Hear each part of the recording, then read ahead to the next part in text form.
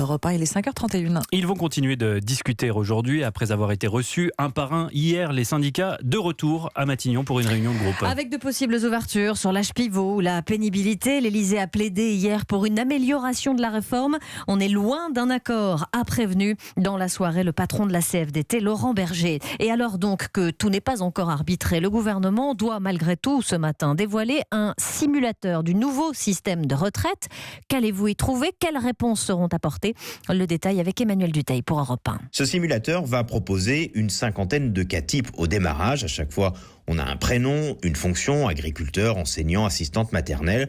On a un âge et le fait d'avoir eu ou non une carrière hachée. À partir de tous ces critères, on a une comparaison entre le système actuel et le futur du montant de la retraite brute que l'on touchera à 62, 64, 65 et 67 ans. On est vraiment sur des simulations, c'est impossible de rentrer son cas personnel. Alors, on va quand même prendre un exemple qui se trouve sur le site, c'est Rachel. Elle est assistante maternelle, elle aura 40 ans l'an prochain.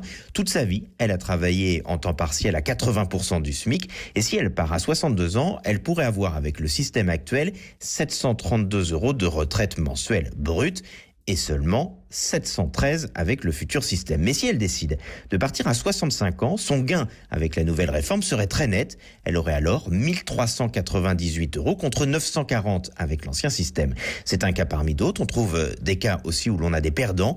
Le plus parlant, ce sont les professeurs où la perte, selon les cas, dépasse les 150 € par mois. Et les simulations seront progressivement plus nombreuses. Rendez-vous sur le site réforme-retraite.gouv.fr dans la matinée. Cette réforme des retraites qui doit de nouveau être contestée dans la rue aujourd'hui, des manifestations prévues, notamment à Paris.